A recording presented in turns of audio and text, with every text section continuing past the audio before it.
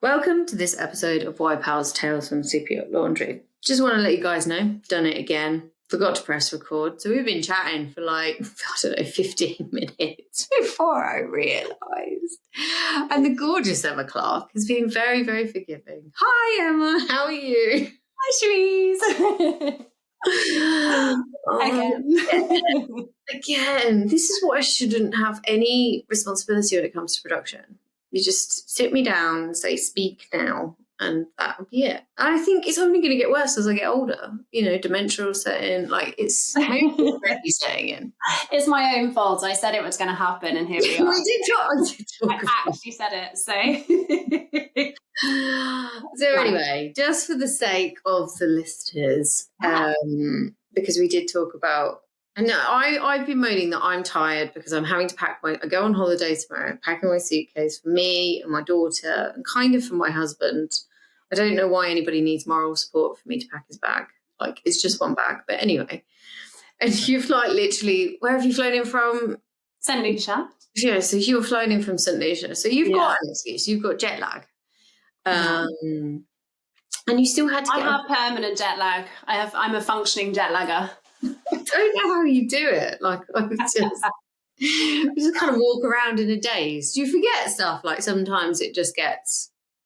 Well, yeah, I'm just hang on. Who am I? What do I actually do? What time is it? Yeah, what time is it? I was in bed in St. Lucia at 8 p.m. most nights, which is really sad because I'd been in China the week before, so I was jet lagged from China. So. Yeah, and then you've had to know what time you do. We'll get into the kind of stuff, the stuff that you're up to. But so apologies, dear listener. I messed it up basically. So anyway, we're going to talk about your start, what you were doing again, but. Yours, what you've explained already, is very, very common. But you're going to have to say it again. So you went to uni. Yeah, did the uni piece after the handball piece that we spoke about, which is a really rogue side. It was a really rogue side interjection. That after school, I thought I was going to be a professional athlete and went and tried to train for that in Denmark. Did you into actual sport anyway, or did he literally just pluck you out? No. I'm into sport. I wasn't mad for it. I mean, I was a high jumper. I competed at quite a high level. But I just had the benefit of just being 5'11", and when this Sporting Giants campaign got released across the nation in 2012, 4 years before 2012, quick math. I went for trials over 6 months and got into the Great Britain team. It was all a bit rogue. Then after, went to uni. I went to university and had a fantastic time. Didn't wear normal clothes for 4 years, just fancy dress. Got a degree. I went to Loughborough, so there was this big fancy dress culture on campus. Got a degree. Great photos. We've got some horrendous photos, and it's back in the day when you actually used to upload the whole of your digital camera onto Facebook. So they still live on. I do remember those days. It wasn't like the digital camera thing. Obviously I'm a bit older than you, so it came on a bit later. So there is evidence out there, but it's in someone's drawer somewhere, probably someone's loft. It's not on the internet. Organised and thrown out. I'm forever throwaway photos. So you've done your degree, you head into the big smoke. Yeah, absolutely. Lucky enough to get onto one of the top grad schemes in one of the big management consultancies. So felt pretty dapper getting off the train at Bank station, going into Fenchurch Street, the big shiny high rises, just strutting. And again, it was in the days that you wore heels and pencil skirts, which now everyone's just in trainers. Adidas is everywhere around. The heels will come back. The heels will come back. They will come back because we don't look attractive in flat shoes. I'm sorry. I'll never forget. I went to Bicester Village and bought a pair of LK Bennett court shoes, and they were the best thing I thought I'd ever bought in my life. I felt so smug at age early 20s. So you're in the big smoke. You got your pencil skirt, your heels. This is it. I've cracked it. Life is achieved. Got the dream job. Yeah. No. Exactly. And then I realised I was actually posted working from a roundabout in Swindon. Was my first client, was a building society bank. And it wasn't as glamorous as I thought, getting the train to Swindon every morning at 5:45. So that didn't last. That lasted just under 2 years. No offense. I was like, no, this isn't for me. I think I've got more to give the world. It's kind of like, when you watch movies and TV series, they make finance look really interesting. Yeah. But it's just not. I mean, it might be to someone who finds it interesting, but that's not I. But I was in the background kind of just doing is it a risk report, red, amber or green risk? And just things like that. So I was what's called a PMO, which you're just doing status reports, changes to scope, all just, you're being like the secretary of the account, really. It was not great. How long did you last? Switched it up. How long did you last? Just under 2 years. I think we mentioned when we spoke previously, I didn't make it quite to the golden handshake, which is if you lasted 2 years, you got a big bonus. And I thought that my soul was worth more than that. It's not worth it. It's just not worth it. I did move to another management consultancy after that, actually. I got enticed in by some space hoppers. There were some telephone boxes, which were your phone booths, which you could take calls from, like red telephone boxes. And then there was a tortoise you could take home for the weekend. So I thought, oh my gosh, this sounds great. It's based in Covent Garden, trendy. Yeah, let's do management consulting, make it cool, right?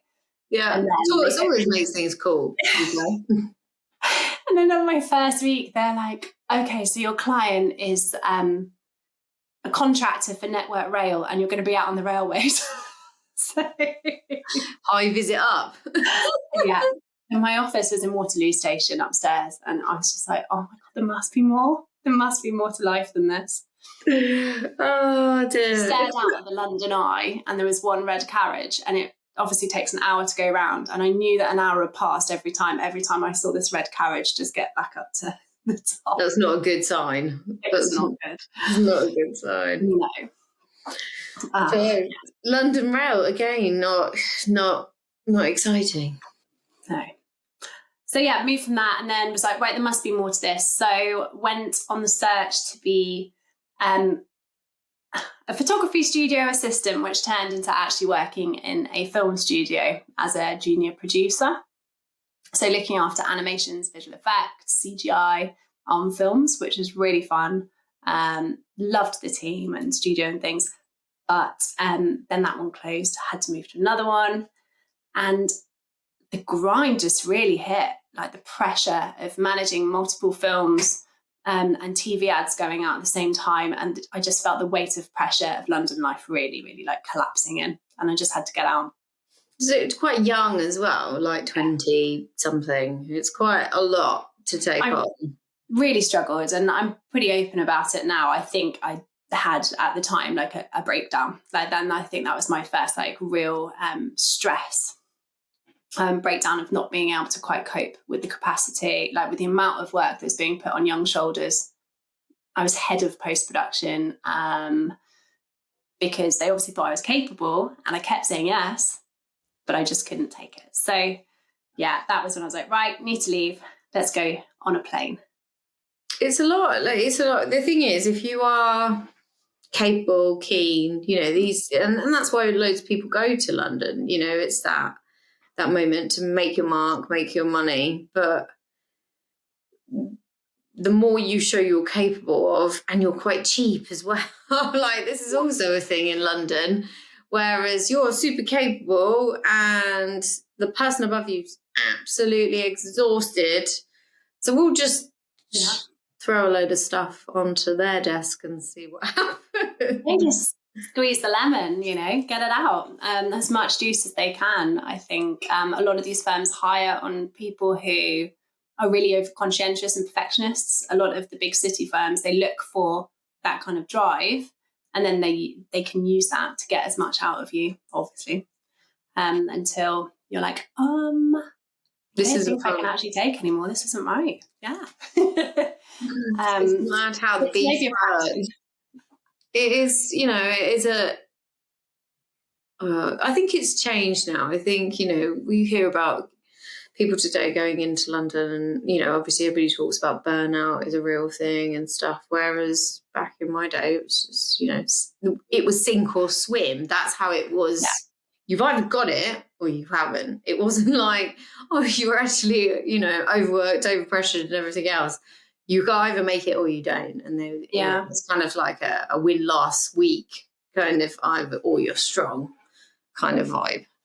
Which is quite brutal. It is brutal. I think the culture is changing, which is good, especially in the land-based world, where people are talking a lot more about things like mental health days, burnout, and being quite aware. Obviously, since COVID, flexible working has changed things. So obviously, I'm not back in the world of management consultancy yet, and never again. I'm not back there. You say it out loud. No, don't.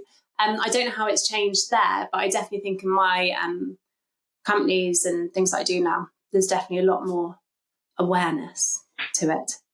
Well, there's also a little bit more, I don't know whether it's kind of a bit of a commodity kind of vibe as well, because there's always somebody else. And that's why you always used to push yourself so hard, especially in the city. It was like, can't lose this because I need it to get to the next bit, if you know what I mean. But they always, you know, somebody else can come along and feel, you know, nobody's irreplaceable. That was also another thing that was said all the time.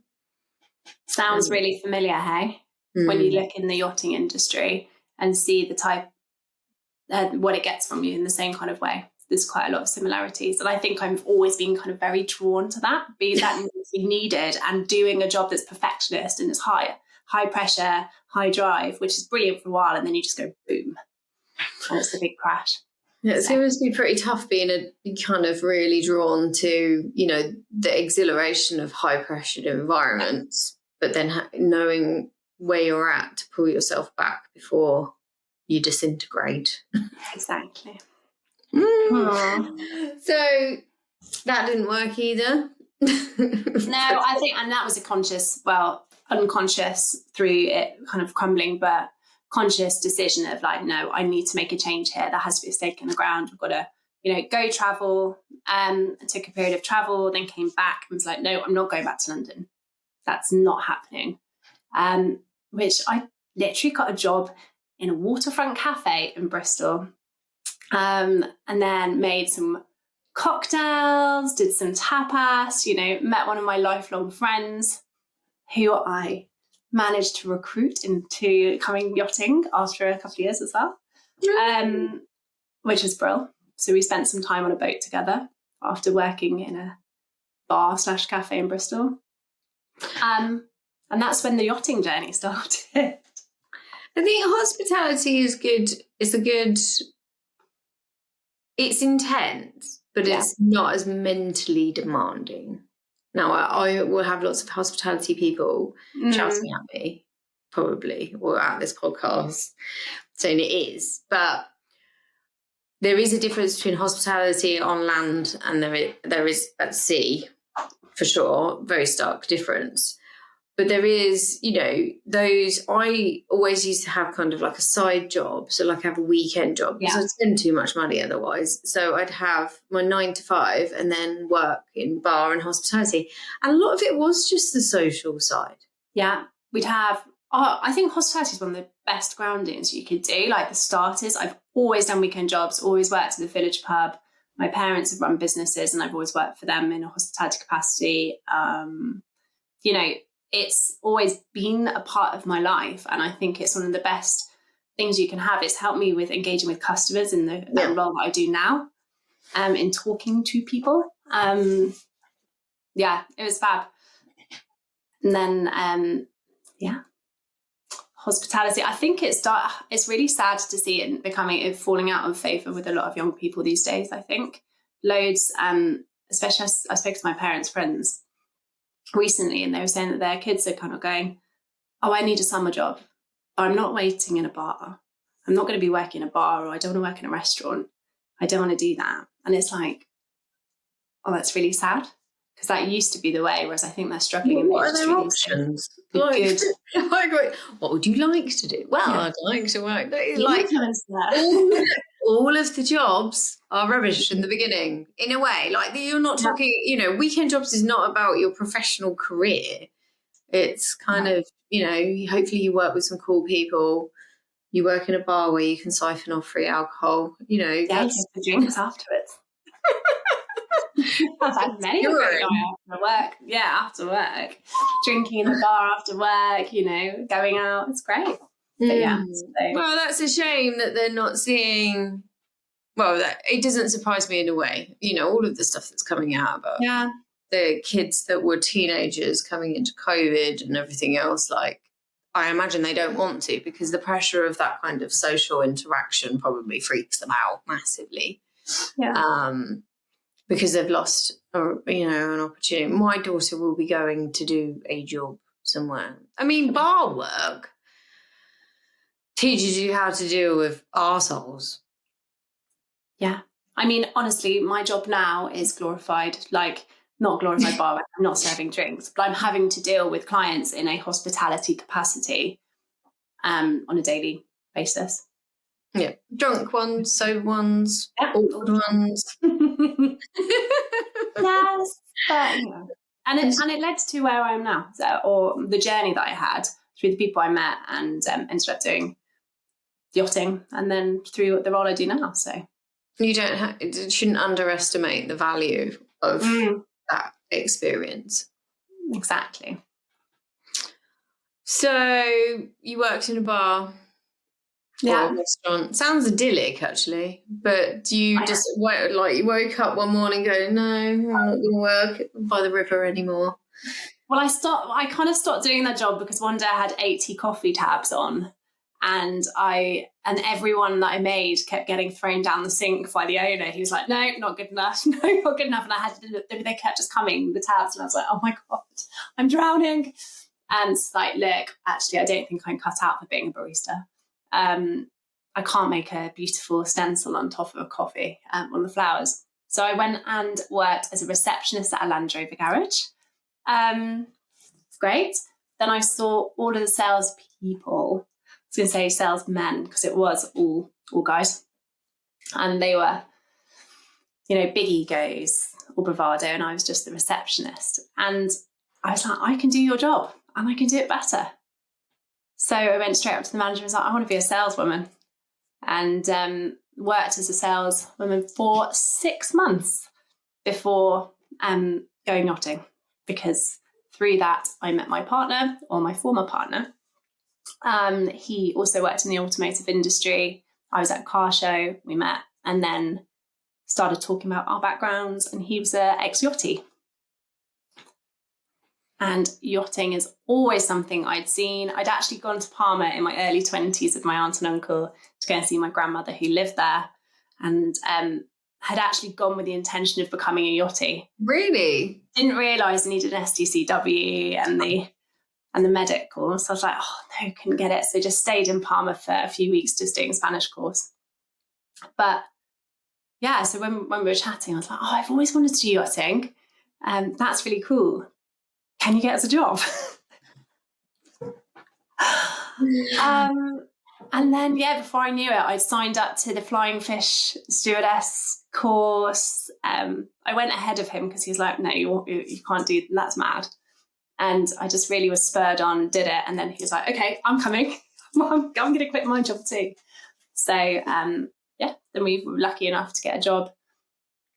I got the role first back on his friend's yacht. He was, I think he was chief mate, captain at the time. Wow. Got us a job on board, and then he followed a few months later. So first boat, how big? Because size matters, remember? Size matters. I can't remember what it was, 70 metres? 70 metre headship. Nice. Bed as well, that's nice. Good build. Good crew. It's just a really nice starter for 10. My God, it was a shock to the system. Going down from, in my mind, it was the mighty fall from being like, Miss, I'd gone to uni, I'd got the degree, I went to the grad scheme, and then it was like, and now you're in laundry. And I did have that moment of thinking, oh my God, I want to be running this. I want to be like chief steward already. And it's like, no, you've got a whole lot to learn. It is humbling. Yeah. Most people don't, if you think about cleaning toilets and showers. Yeah. When you're a student, you barely clean your own, let alone cleaning them to a super high standard. And it's massive humbling experience. I think it's really, like you said about hospitality being grounding, I think yachting can really put you on an equal par with everybody, I think. Yeah, definitely. And I enjoyed the cleaning. I mean, I loved it. I think it's that little perfectionist. I'm really super competitive. I think that's the sporting bit. And I just wanted to clean it as best as I could. So, oh my gosh, I want to clean this so that when, the second stew comes around and checks everything, they can go, well done, you've done a good job. It would kill me if they're like, you found a hair on the floor of the bathroom. I'd be like, no. I was literally, that's so funny because I was talking to somebody today about the one person that you've worked for. Sales is very similar. So, obviously, I don't know, but when you go through sales training and they're making you ring about 1 million people and you hate every minute of it until you get comfortable with that. A bit like hospitality and serving your first drink, like when you're outside your comfort zone. Yeah. And there's one chief stew that I worked for, and I can't say I enjoyed any minute of it, but she made me a better stew. Because her eye for detail was torture. It was torturous. I was like on my knees on the floor looking up at the bathroom mirror at all the different angles to see whether there was a smear that could be seen. And I was like, but why are they on their knees on the floor? Yeah. If you're a guest, why are you on your knees on the floor? Surely you're standing up or whatever. Oh my goodness, but I do it now. I do it to this day. I do it to my team. They probably, so obviously land-based now, and my team are thinking, why is she doing this? We just work in completely different industry. I don't care about the glass being smudged, but when we get onto the nature of what I do now, you'll see why there's glass smudged. People with hands up against windows, like, ooh. There is like, it's quite, you're probably one of the only guests that is a kind of into the cleanliness thing on the level, because I felt like the industry made me a bit weird, because you're like, the eye for spotting stuff that's wrong goes off the chart, like everywhere. Yeah. Like if you're in a hotel, hotels. Yeah. So you kind of, and it really, the satisfaction, like doing my own home, but like that pride of, that room is, as beautiful as it could be. I liked making things beautiful. I guess you were addicted to making them look lovely. Exactly. I think that has, even when I was young, I spent a lot of time like alone as a child, very sad. My parents worked, had their business and they were busy doing that. So rather than like go to friends' houses, I'd be like at home because I couldn't go anywhere. And I'd spend most of my time like always rearranging and arranging my bedroom and cleaning my bedroom. And I think that has really, and the garden shed, I used to change it into all sorts of like, one day it's a spa, the next day it's a hotel. And I really think if you go on like childhood psychology, that has impacted everything from yachting to my life now and what I do. So, yeah. Did you also make that cleaning worse or better? It really made it. It made me go completely off the chart. I mean, talking about people who really, I definitely had some really strong stews that I worked with. Again, love-hate relationship. I think they were brutal. Like my first boat, really, really strong character who wanted to be at the top, who was on a mission. And I was like terrified of getting something wrong. And I think I enjoyed it, but also the fear factor was huge about getting something wrong. It might, like you said, the competitiveness. Like I was just determined. I was like, I just don't want you to be able to talk to me like that. So I'm going to make sure that I got everything. I think then you kind of, like, it goes back to that original thing. You kind of creating your own monster in a way, because you're becoming more capable. You're doing more. You're doing it to a better level. And I on that same boat, like the last trip, and it was like the last few days of the trip, I was doing all of it. Like I'd just done a temp trip, and I was doing all of it, all of the cabins, all on my own. And I was like, do you all need to be upstairs? Because they'd all done like the season, so they were knackered. And I get it. I don't know. But when they knew I was capable, like, oh no, you can. Yeah, you can do it. Yeah. No, it was, that's tough. I was lucky enough that we always had a big enough team, I guess. There'd always be at least two. At least two of you, I guess, doing cabins while service was going on. And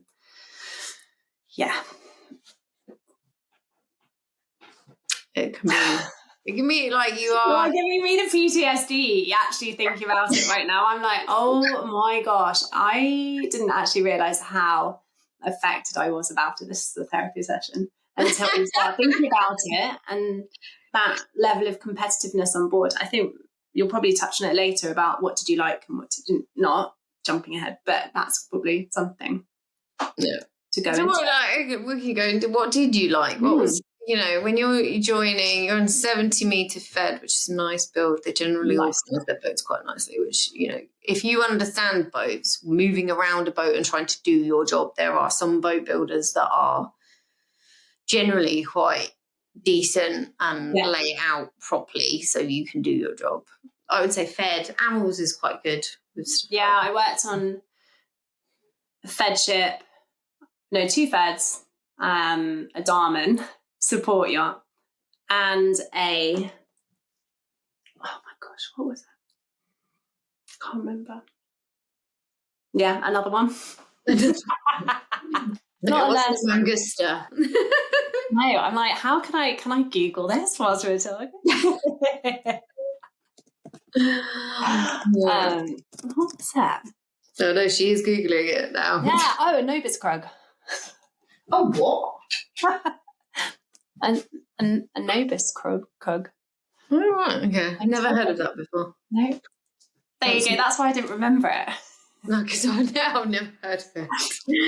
Well known yacht herself, but...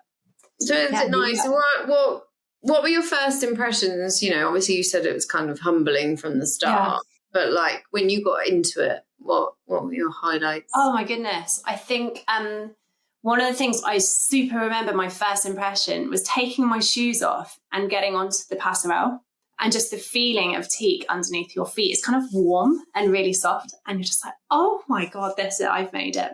This is luxury. You're walking on this, like it's all blue around you, like the water's shimmering, and you just feel on cloud nine. Nothing beats it. There's a certain, I don't know, there's a smell to it. Is that weird? Like it's the smell of the teak and the water and the warm and maybe a bit of sun cream. It's just like, is that real? Amazing. I mean, you miss the moving. You miss it. When you're on board, and when the boats can move around all the time, but there's just always this little bit of a sway. I really liked the sway. Well, obviously not when you're stuck in like a force 9 or whatever it was, but like midway across the Atlantic or something. Like a storm in the Bay of Biscay, maybe not.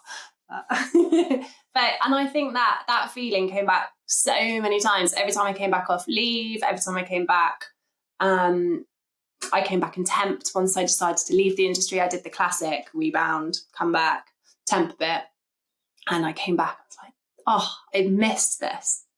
And obviously, with that, it's the camaraderie. It's having a crew around you. That's fab. There were ups and downs. always, where you have like really low moments, but then also you meet some friends for life and have amazing experiences, spend Christmas in St. Bart's or in Monaco, New Year's Day. You know, I watched a film the other day and it was the fireworks in St. Bart's at New Year's, and I was like, I was there. You know, like, it's just amazing to have had those experiences. I feel very, as they say, blessed. Yeah. It's, you know, it's an opportunity. I mean, I think if you've already been traveling and moving around, it's not too much to get used to as well. Yeah. And then it just becomes highlights and it just becomes really addictive, you know, like. It is. And I got really engrossed into it. And I still, these days, I'm like, I'll go to a restaurant and I pick up the plate and I'm like, oh, what is this? And I go, oh, that's my favourite brand. Oh, they've got Cristoforo cutlery. Oh my goodness. And baccarat glass. I'm so excited. It's just like, not that I'm eating at restaurants that have that, but the odd time you see like a Burnout plate and you're like, oh, I'm a part of that world. You know, I understand what this is. No one around me gets it. Cristoforo crystal. How many hours of my life have I polished that stuff? Yeah. I'm a glutton for punishment. I still do it. So I've created a monster. So when did it all start to go a bit? I mean, I don't know if it's like it for everyone. I think you have those moments when you come to moving every single yacht that you might move to. Unless it's someone who goes, I stayed on a yacht and I stayed there for 5-6 years and it was amazing. I probably did the 2 year. And each time it went, not loving this, or the crew change. I think a small change in the crew members can really change the dynamic. Yeah. And it just doesn't sit with you anymore. Maybe there gets a bit of like girl competitiveness in the interiors that's really tricky to navigate. And you're like, I don't want to be a part of this. So around those, and then the final kind of, when did because I came back and I temped as well. I went onto a smaller boat, part of a fleet, and it was just tricky managing, you know, working across the 3 yachts. Yeah, and I think that was like, okay, maybe I want something different now. I've done quite a few years. I was early 30s. I was like, I need to start to make a move. So that was the first time I left. So you've like, obviously, you know, do you feel like you're quite in tune with when you feel like you've got to go? Oh, big time. You seem like you kind of like, you get to a point like, I really hang on though. I did really try. I mean, I did some really weird stuff. I was reminiscing with some gal pals about it the other day. I used to shut myself in the uniform room because that was the only room that you could put a lock on the door. And I was like, I don't want anyone to come in, and I'm going to sit down here and I'm going to take my crystals, because we were all super into taking crystals out onto the bow at full moon. Who knew? The captain thought we were wild. Woo-woo. So I'd sit in there with my crystals and try and do like a mindfulness meditation, just to like recenter, and where can I find space for self-care on board? Yeah. And so you try and battle through for a bit, and then it comes to a time that it's like, actually, no, doing yoga in the engine room with like cans on my ears it's just not cutting the mustard. It's just not working anymore. And it was obviously a really tough decision because my partner was still on board. We didn't work on the same yacht the whole way through, but we were within the same fleet. So he might be on board one and I was on the other. And it might go weeks that we weren't able to see each other properly, but he might go past on a garbage run and I'd wave, that kind of romantic moment. But yeah, it was tough. When I made that decision, I had to leave him on board whilst I went home. It's quite tricky, I think, when you've got a relationship on board to make that decision, Yeah. I'm just trying to wonder, I can't actually remember timelines massively. I think it was during COVID, the start of COVID. I'm just trying to remember if that was when I went back and temped, because I went back and temped for the same fleet. But again, that was a big driving factor towards it being the final straw. The first time was just prior to COVID. I think I'd kind of hit the point where I wanted more responsibility as well. I'd even mentioned, look, I used to work in finance. I used to work in project management. I really would love to be a purser. Like for me, that was what I wanted to do. Yeah. And the captain I had at the time was like, look, my sister's been a chief stew for 15 years and she's not even a purser. So you've got a long way to go. And I thought, oh God, I'm getting out then, you know. So purser is the biggest con in the industry because there's just not that many positions. You know, you've got companies churning out 10, 20 purser courses. Well, individuals on purser courses, each course. And like, there's not that many positions. Yeah. I actually, I went to do one. The courses are valuable, I guess, but there's not that many positions. They're really rare. Definitely. I think I actually went to I was going to do one. When I came back to land, I was like, right, I'm going to do a purser course, did all the calls, did all the meetings to sign up. And then I was looking at the cost outlay versus the benefit. And I was looking at the modules and I was thinking, sounds really bad. Apart from not having the certification, that's what I did at uni or I've done in my previous roles in being a project manager. Yeah. Yes, okay, I need to learn some of the port controls and things, but friends who were pursers previously were like, I learned that within my first time going in to port clearance, to do a port clearance, and it was fine. You just learn on the job. So I decided not to go and then actually got a role as a purser on a yacht, but it just didn't feel like the position to go for at the time. So, yes. So it's after COVID? Or during? Yeah, and then I went and temped, and it actually was COVID. It was in the height of COVID. And it was just a brutal, brutal regime. I mean, we were in quite a secure yacht where there was a lot of, I guess, paranoia about COVID, rightly so, rightly or wrongly so. And we had to do some wacky things like dip every single provision that came on 3 times in 3 different sets of water. And that meant like blueberries having to be dried individually. And then you'd all have to jump in the sea in your wets afterwards, the whole crew. And you'd be in the middle of service or housekeeping and you'd get the all crew provisions here. You have to come down and wash them 3 times in bicarb and water. And it was just really intense. It put lots of strain on, the crew ourselves. We weren't allowed to leave the yacht at all, even when restrictions were relaxing. Other yachts were able to, have one day ashore, but we weren't allowed off. Unless you're a captain or a chief officer, you weren't allowed to go home. So I think it was about 14 months and most of us hadn't gone properly home. So COVID broke a lot of people. Like the things that boats, I know of a boat that literally only a few months ago relaxed its COVID.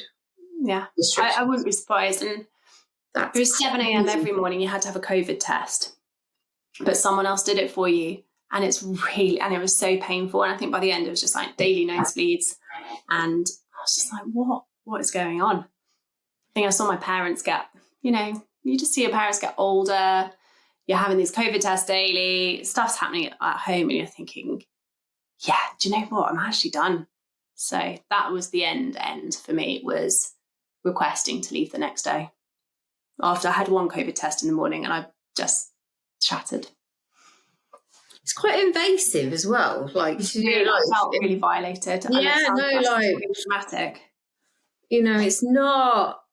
And obviously, look, in hindsight now, we're all looking back at all the crazy ass stuff. Like, to think what you would in your crew were put through when none of you were at risk. And I imagine the ages of the people that were on board weren't at risk either.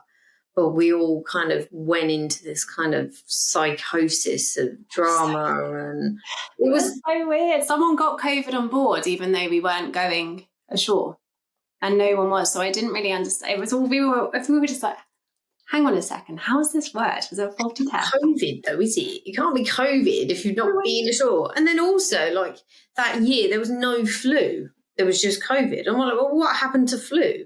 Like, what's the difference? Oh no, coronaviruses. Anyway, let's not you get brought back so many memories. I'm like, oh my gosh, people had to go in isolation in the heli pilots' cabins and stuff like that. It was just weird. It was so weird. Anyway, it's crazy.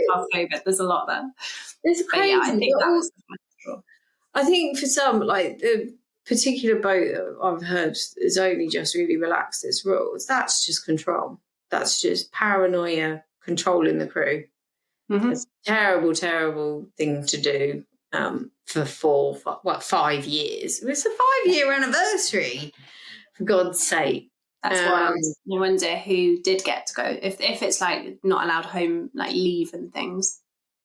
It was if you listen to this podcast, you'll listen to countless accounts of women just it broke me. Like some people didn't go home for like a couple of years. Yeah, that was it. And unless you're the captain or the chief officer, because they can't catch COVID, they were allowed to go home. In my mind, it was like, why? What? What's wrong with this picture? What is wrong? Anyway, shoved up your nose on a daily basis would probably put an end to most things. That kind of, and that was good. That was the good push probably that I needed to come back and stay away from my nose. I'm not taking this anymore. So did you have a clue what you wanted to do when you got off? I did, yeah, I think so. When I was on board, I started getting really into the home edit, which is this Netflix kind of program about two American ladies that go into really rich like movie stars' houses in LA and things and make them beautiful, organising their things. What's it called? Home edit? The home edit, yeah. Oh. And it got really big and I was just binge watching it. And I thought, oh my goodness, what other job combines a passion for detail and literally folding a Russian oligarch's pants for the last few years with project management, organisation, doing those risk reports and, status reports and things. And I was like, maybe I could be a professional organiser. And so I was definitely talking about it loads on board. Like, this could go on land. Why can't we just be yacht stewards on land that aren't, you don't have to work for a private household full time? Could you be a freelance like this? And then that kind of led into what is now Living Organised and the home organising company that we are. So you wanted to organise people's stuff? Yeah. One of my stewards that I worked with was like, you organise things because your own life is out of control. And it's not to me, but she said it as like people who love to organise things do it out of, no control for their own life. So you organise someone else's things. And there is definitely in that. You're like, yeah, it's pretty therapeutic. And I don't mind doing it. I really enjoyed doing a wardrobe setup after, guests arrive on board and you unpack their luggage and make it look beautiful in the wardrobes. And setting up. Weird. There is what you're saying echoes with me so much. So I was on a boat, was second stew, and Madame and Sir, Madame said, I didn't know this, but Madame had said, don't unpack my stuff, I'll do it myself. Nobody sent that to me. So I went downstairs, did Sir's, then did Madame's. She came down, she was like, you've unpacked my stuff. And I'm like, yeah. Right, program to do. So she looked in the cupboards in the drawers. She was like, "You've done it exactly the way I wanted it, so that's fine." So I was like, "Yes." I did it the way it obviously would make the most sense. So I'm really pleased that I did. I was like, "Yes." I've never been so scared in my entire life. Like when she came down, she's like, "You've touched my stuff." You've touched my stuff. You think, "Oh my god." That chief stew was rubbish. Just putting that out there. It got worse that trip from that moment on. But anyway. I don't understand guests who don't want you to unpack their luggage. It's actually really frustrating. There's a couple who are like, don't go in my cabin, don't clean it, don't unpack it. And it's almost like you're like, oh, glitching at the thought. It was so annoying. We had one guest come on board. He was a good friend of the principal. And every time it would be like, don't unpack my stuff, don't move my things. And you're like, but I want to. It's so untidy. You're ruining the room. The cabin looks terrible. Yeah. Yeah. So do you go around your friends' houses and start organising their stuff when they're not looking? Just it's like I don't like start touching it and moving it on purpose, but loads of them come to me. I mean, the amount of messages I get, or people are like, Emma, can you advise what I should use for this? Or how would you do this? And all of my friends are like buying places at the moment and sending me photos of the rooms, like, what should I do with this space? I'm thinking, I'm not an interior designer, but could be an arm of the business. I mean, it kind of goes hand in hand. So I just want to give them my opinion, and who knows? That could be part of the complete package. I can design it and organise your stuff in it. So you literally don't have to do anything. So you got an idea. Yeah. What was it like getting started? It was brilliant because I came back. As well. Yeah, exactly. I came back during COVID when everything was still a little bit in lockdown, which is brilliant because it gave me that time to set up my website and work out what I was going to do.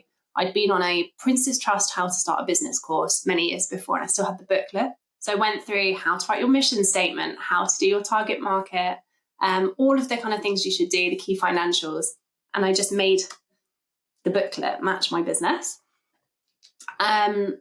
Literally put a website up, got some photos done, and away we go. Like, I can't remember, my first client, I think, found me online.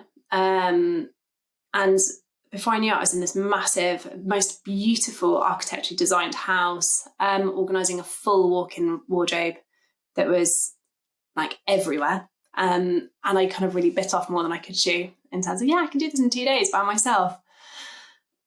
And I was like, oh my gosh, what have I done? So I had some really late nights and very sweaty days, and then realised that I needed to get in some help.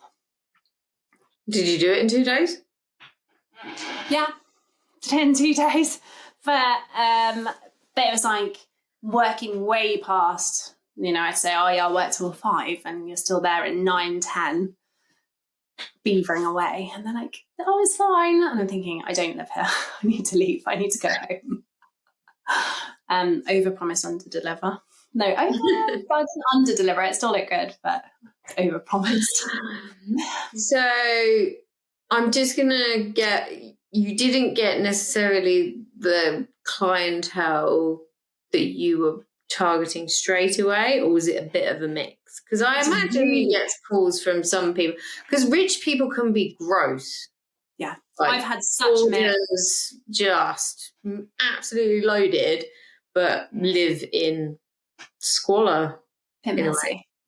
I've had all sorts, actually. Yeah, I think at first very much because I did this from Cheltenham, so I had all the countryside, so loads of farmhouses that were pretty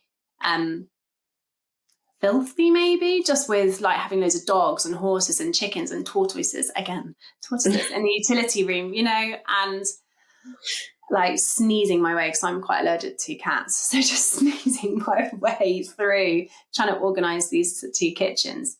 And I've done also, a real range of homes to start off with. And I'd say yes to doing someone's garage and more like decluttering jobs, before realising, whoa, that's a completely different ballgame. That's goes hand in hand with things like ADHD, and decluttering can be related to OCD and hoarding, which are actual like mental disorders that need specialist knowledge on how to deal with them, so that your client isn't getting too panicked when you're going through their things and things like that. Have you had that, like people panicking as you're clearing? Yeah, I did. I worked for one house. This husband had phoned me to go and work in his house for his wife as a gift, and I hadn't realised she was like severely immobile, so couldn't move herself around the house, and was like trying to help, and then was struggling breathing, and it was all just, and there was nowhere for me to put the stuff, and I actually wasn't allowed to get rid of the stuff. So it was make this room amazing, like a miracle, or in my mind, but don't get rid of anything. And as you know, if you put a messy cupboard back into, if you take all the stuff out of a messy cupboard and try and put it back neatly, it's never going to fit. No. So I had some pretty tough days and some pretty steep learning curves, I think, before I was like, when does Emma stop saying yes? Keep getting yourself into a mess. Yeah, and when do I realise, no, this is my specialism. My specialism is working for yacht owner level households, and that's where I need to focus on, because the contacting like private houses, private households and family offices, and going, you know, if you need anybody. And I've not actually had to do much. I'm really lucky I haven't done much outreach, actually, going out to households.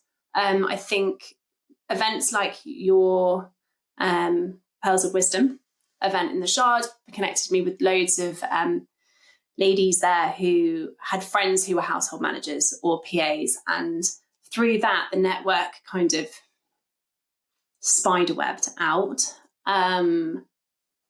The client that contacted me via my website out of a mystery, I don't know how he found me, to do his house in the Cotswolds, he's very high up in an architecture firm and that also designs yachts, and has then put me out to all of his friends, which has been really amazing, and client contacts. And cool. Then, so it's been just a lot of word of mouth. But definitely I found the jobs where the budgets have been lower or the clientele haven't been the yachty standard, wanting that a lot harder. And not because it's always fun to have loads of money and be able to spend it, and buy what you want.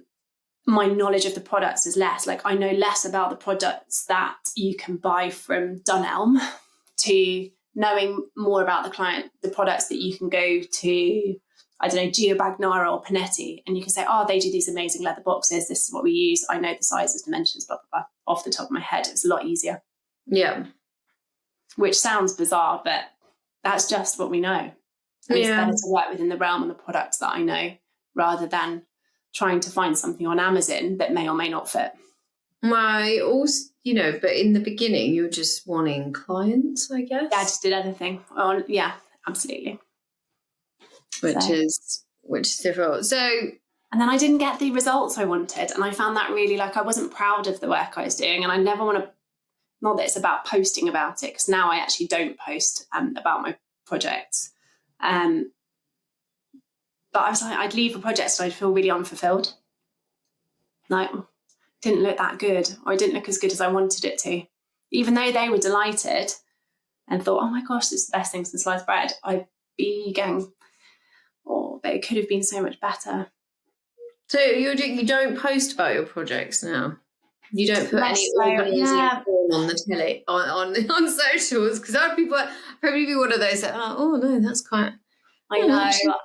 I'm stuck between a rock and a hard place now. I just don't know what to do. It's whether a lot of my clients, I don't really feel it's right to be going around and taking photos of their private properties. It's very much like when you're on the yacht, you're not going to be taking photos of the interior of the boat and posting online. And again, a lot of my clients are of that same level. And also, I never think... Also, we're on jobs and I never take very good photos. And I just think, I'm never that happy with the photos anyway. And there's always something slightly off, or in the photos there's a speck of dust on something. And I think that perfectionism stops me. So I'm like... You just have to take photos of when you go shopping for clients instead. Exactly. When you're in the shop. So I have a limited range of photographs of the finished project. But a lot of it is probably just because of the privacy.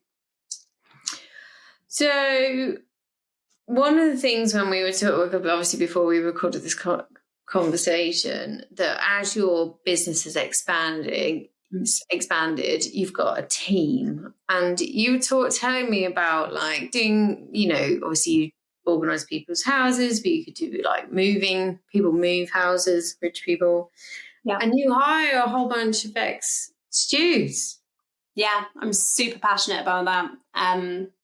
if I wasn't doing what I do at the moment, I'd be looking at how I can help stews get land-based work that's different. So, and this is my way of giving back a little bit, but also I only trust stewardesses now to help come and join a team. We do large projects. So whether it's a household looking to move, we'll do it's almost like a changing rooms moment where we'll go to your old residence, pack it up, work with third-party contractors to do that. And then we'll go to the new household, set it up from scratch. And it could be everything, literally from, I've provisioned for a whole house and set it up like a new build, purchasing everything from scratch. So when we arrived, it was just boxes everywhere. Literally like a new build setup, and unpack, polish, set it up. It's really fun. That sounds really cool, because it's just nice when stuff's brand new out of the box, and then you're making it all look nice. And then you do the big food shop and you get everything that you want, and you fill the kitchen cupboards with it. It was all like Dale's big cans. It's amazing. Picture perfect home. I think our drawers were like on the floor when Madame's clothes got delivered by her butler.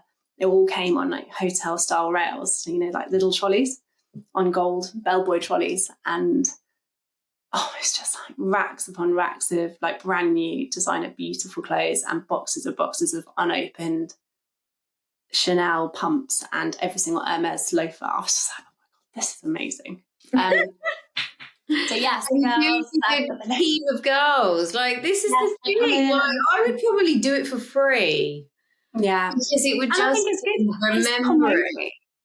Yeah, I think that's what's happened and I've got this really great team that I've kind of say it's Charlie's Angels, put a message out on the LO WhatsApp, the living organised kind of staffing WhatsApp, and say, hey guys, anyone free? We've got this date. And yeah, everyone comes together, and it's more like a chance for camaraderie again. You feel like you're back on the boat. I've got full uniform, like being on the yacht again, the same shoes. No escorts, though, I hope. No, I haven't escort. I have considered it, and I have to sometimes. I do sometimes wear a escort, so. But yeah, and it's everything from household setups with the team to just going in and organising on a small project. Yeah. It sounds like so much fun. And that's one of the things, obviously, we've talked about on the podcast loads of times, like when you leave, you miss that crew camaraderie, and also people that really understand what you've just experienced as well.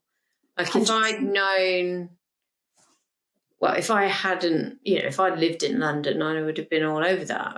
It would have been amazing, because it's playing to your strength, but in a new environment. And there's not many opportunities to do that. And I think, anybody who's considering leaving yachting but will be in your kind of vicinity, I would definitely contact you for just... Yeah. It doesn't have to be like a continuous job either, just to check in. Like, I bet it's just amazing when the girls get together. I've got a few that actually work full-time jobs and then are going, if you've got anything on the weekend, I'll come and help. I'm like, it's good paid as well. Like, it's not like you don't have to just do it for free. Don't worry. It's not coming for, for free to come and help. And they're like, no, I actually just want to do it. I want to come and have a weekend doing some fun stuff in nice houses and get together. And it's definitely they're all off doing amazing things. I've got some of the team setting up their own businesses. So just need something to get like some cash, I guess. And then also have that side. I've got some who are mothers and just want some time back feeling themselves maybe, or some time away from the kids. And yeah, so it just works. It can work for anyone. However they want to, be available or not available, or come up and spend some. So some aren't actually even based in London, and we don't just have roles in London. I work a lot in the Cotswolds, and would like to work further afield as well, to be honest. Sounds divine. I think we'll see. no, but I do. we've spoken to lots of women, and you had an idea of what you wanted to do as a business. A lot of women don't really know, try some stuff, and then obviously get really demoralized because it's not really panning out, and then go back on board, and then you end up in this weird yo-yo thing, which then can affect other life choices because you can't narrow down the how to get off choice. So you can because it has a knock-on effect, like you go back for another 2 years. These are all times in your life when you could be in a relationship, planning to have children. Do you know what I mean? Like if you keep going back, you delay getting off and building the next part of your life. 100%. I think a lot of my good friends are actually in that same situation. And some of the girls who come and work for Living Organised, they're back because they want to make a life on land. And they're super determined. We have amazing conversations. We go for coffees, we talk about the future and how to set up, or how they can even come into Living Organised itself and help expand bits of the business. Because I've always got, requests for all sorts of things that I can't just do by myself. I could really do with some help with someone who has knowledge on, staffing or an interior designer or all sorts of things. I say, hey, come on board, come and join the fold. And then before I know it, I get the text that goes, hey, Emma, I'm actually en route back to a yacht at the moment. And it's like, oh, it's happened too many times. I'm like, no, you can do this. And they're going into 40 years old. And I'm like, you're single. And I just... Yeah, no, well, we're, it's pretty tough. Like I would really quite like to not have some of the conversations that I'm having.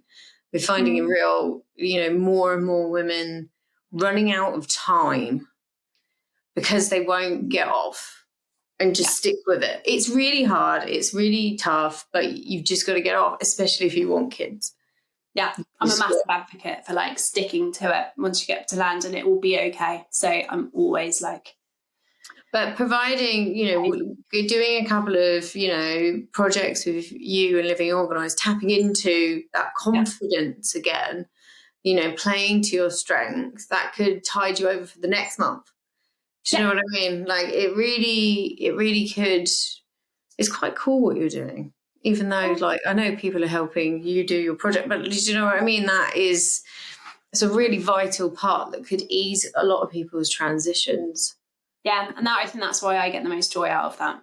Is really, it comes back to the helping people that I just love, like being able to actually have created that network, which is really cool. But it's not, it's not always going to be plain sailing when you come back to land. Things are going to work, they're not going to not work. I did this Living Organised full time, and everyone looks at the website and goes, oh my goodness, it looks like you're doing amazingly, or the Instagram. And I get loads of, praise and it sounds great. And I get, yeah, guys, it's been really tough. There've been times where I'm in a garage at 10 p.m. panicking because I can't get it finished, or I haven't got any jobs for a couple of weeks. And I'm thinking, I can't, go to that party or that hen do where you've got to put loads of money in, and it's tough. Is that just normal? This is the thing. It's just normal life. And same with business. Your land-based friends miss out on stuff because of life scenarios as well. You have to change your lifestyle as well. Yeah. You've got to stop being a yes person. Yeah. But definitely, I changed to set up the business. I changed my lifestyle massively. Didn't go back to London. Lived really frugally. Literally, I would go in the supermarket and be kind of comparing how much things were. Wouldn't go out. Stopped doing all the things I loved, like yoga classes, because I was like, they're too expensive. I can't afford it. So there was a lot of things that you roll back on when you go set up a business. And now doing the juggle a little bit, I've gone out and done, just because I'm interested in doing other projects, other things a bit with Formula One. I know that we mentioned I travel a lot. That's a little side hustle. Well, something that I do more and more of is work in a role in F1 alongside Living Organised. And then in time, Living Organised will probably take up my time all over again. So it's constantly... Well, you just moved in with, You got to organise your fella. Mr. Messy. I hope he's ready for the experience. Yeah, I have to say, dating a non-yachty. So unfortunately, obviously things came to an end with my former partner that I was on board with after a very long time. He's still back on the boats, but he was brilliant at just knowing how to organise things when we had a house together, you know, just set it up. This is a whole new ball game.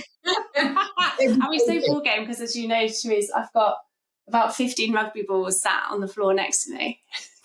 I don't really know what you could do with that as it and an organised. You could just maybe have a bag hanging from the ceiling with them all in. I don't know. Like, what can you do?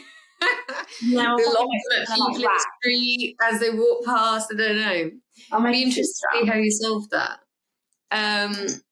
Okay, so 5 years. What are you thinking? What do you reckon? Where are you going to be in 5 years' time? My next goal in 5 years, definitely working for myself still. I think that pull to go and do this job that I've been working in a little bit in Formula One that we've touched on has taken my eye off the prize of working for myself and taken my time. So now I'm definitely moving back into, you know, full-time operating LO. And hopefully that means maybe moving to a bigger place that's not in London. And yeah, just life. I'd love to do like normal family life and all the things I dreamt of doing and expected it to have come a lot earlier. Whereas now I'm mid-30s and thinking, oh my goodness, I didn't expect to be, you know, where I am. But I think the yachting experiences and things that I've done in place of maybe settling down and having a family earlier, like my friends who stayed land-based. I've had so many more experiences.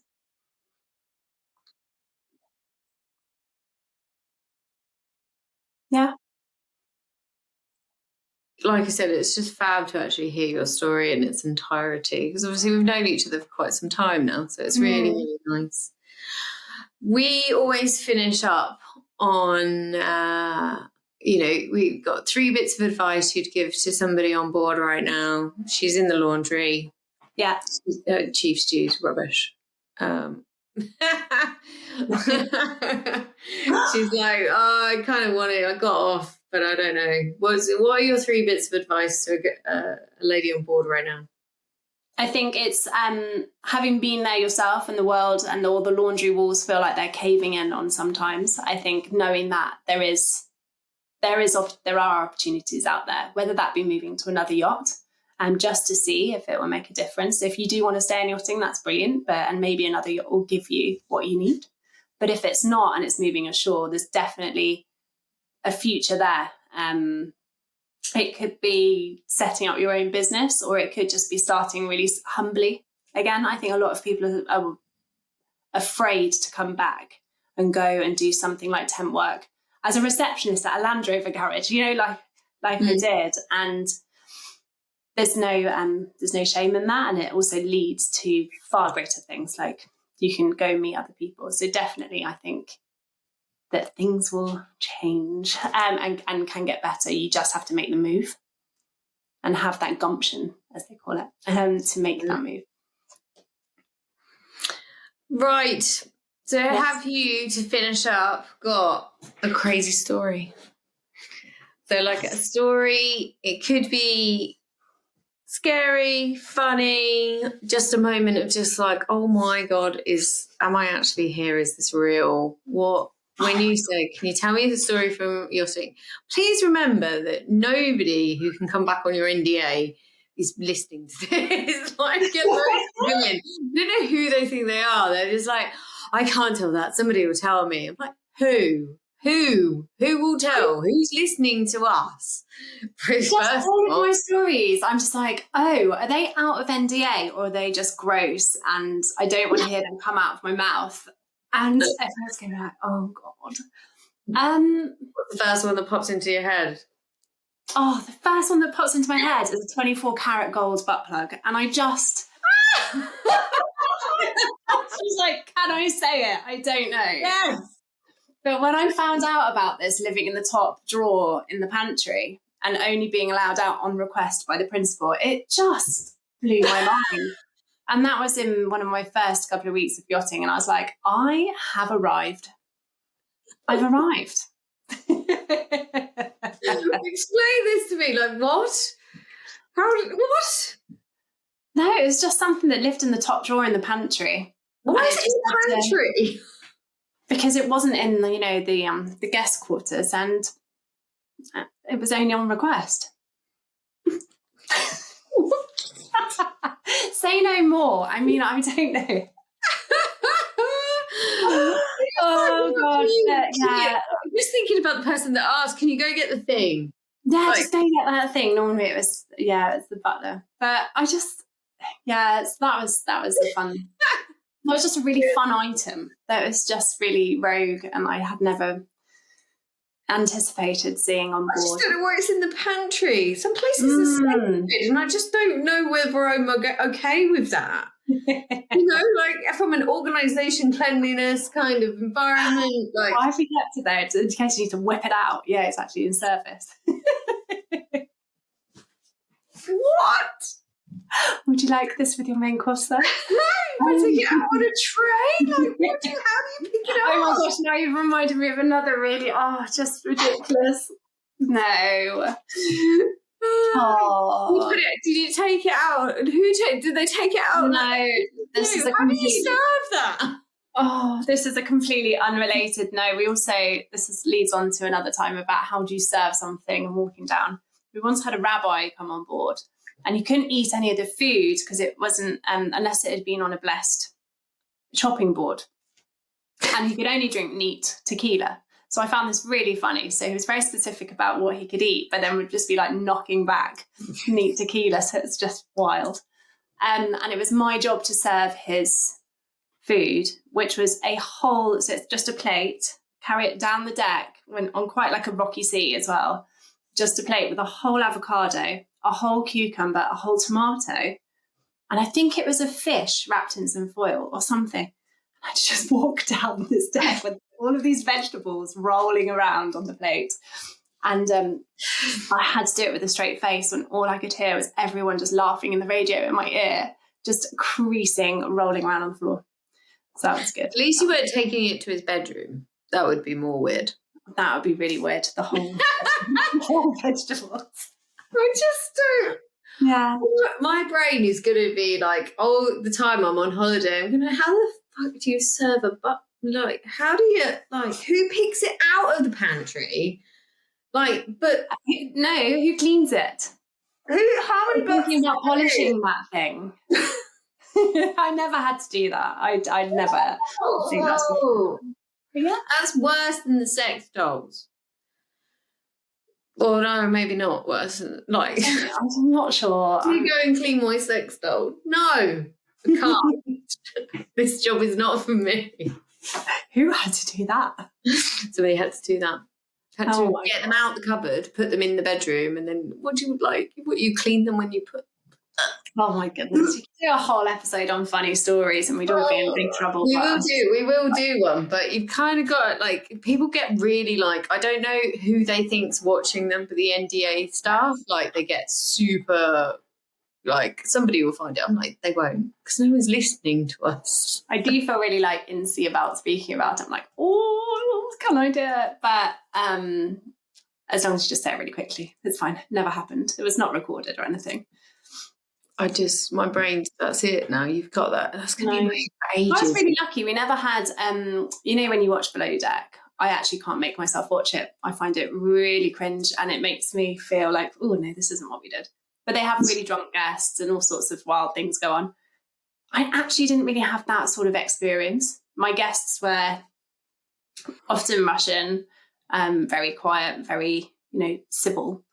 So we didn't have these big kind of drunk parties or any wild things going on. I've had to, because we've had guests on, I have had to watch episodes of Below Deck, and I imagine you probably feel the same because they don't look like they're doing the same job because they're not cleaning properly and they're not, do you know what I mean? And they do, but they do it for things like things aren't stowed properly, so they all explode, and it's all a show. But it gives me a bit of anxiety. It's like watching your worst charter go horribly wrong in slow motion.